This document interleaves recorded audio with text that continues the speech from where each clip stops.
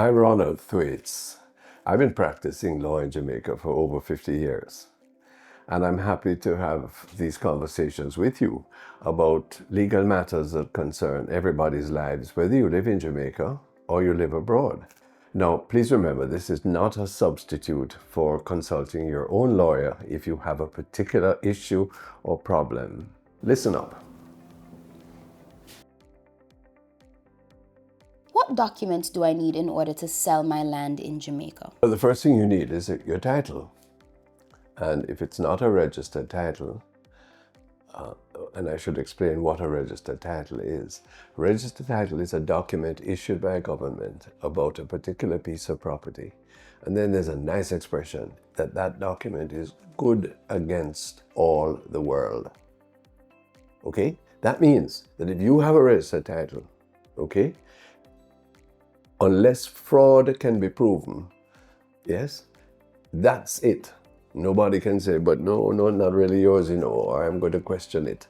Yes, it's good against all the world.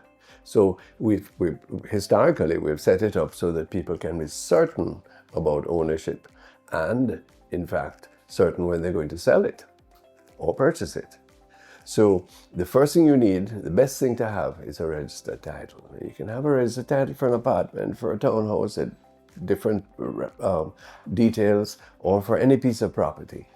Okay, we have to do a lot to improve the numbers of parcels of land in Jamaica which do have registered titles. There are probably close to 500,000 parcels that don't, but there are others. The remainder. And this is the standard we want to get to.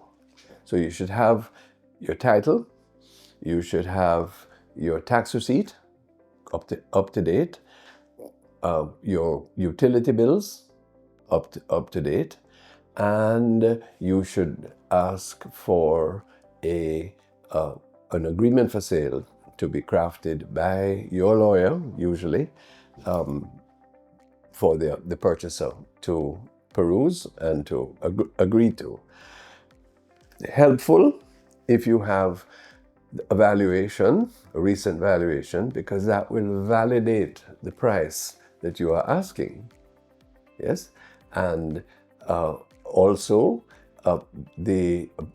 it's good too if you have what is called a surveyor's identification report, which says that in the course of your ownership, you have not breached the boundaries or done something that offends any of the covenants on it. Can I sell my land even if there is a mortgage on it?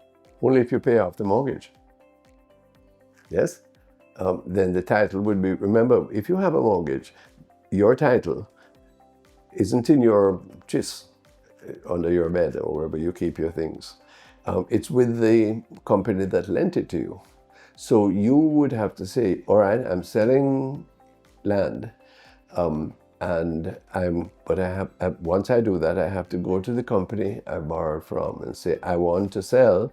I want, therefore, to pay you off. Please tell me a figure that I need to clear, and be prepared for my lawyer to ask you for a loan of the title so that the transaction can go through on an undertaking that you will get the money that's outstanding. What if I don't have my title? Then you have to ask some further questions. Is there a title?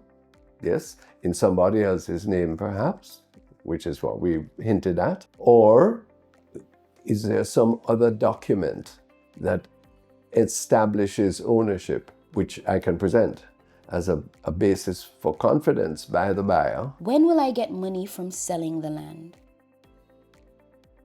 When the title is transferred and the money is paid over to the lawyer who is representing you. Normally, and this is a very important question, because many vendors sell the land because they need money right away. And a deposit is paid, and they say, well, where's my money? I want it right now. And that's not going to happen for two reasons. One, because the sale is not complete. It can be frustrated before the final money is paid. Yes, and then that money would have been wrongly transferred, would be wrongly in your hands, the seller. one.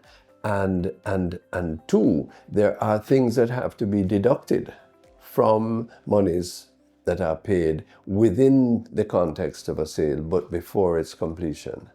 There is stamp duty that has to be paid to government. There's a transfer tax that's involved.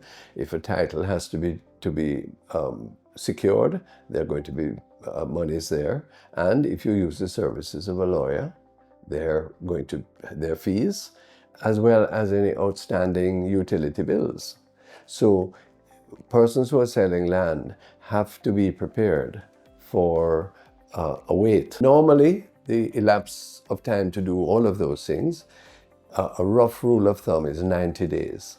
But I can tell you, nowadays, especially if the person buying has to get a mortgage, or if you have a mortgage that has to be discharged before the sale, it's probably going to be 120 days or more.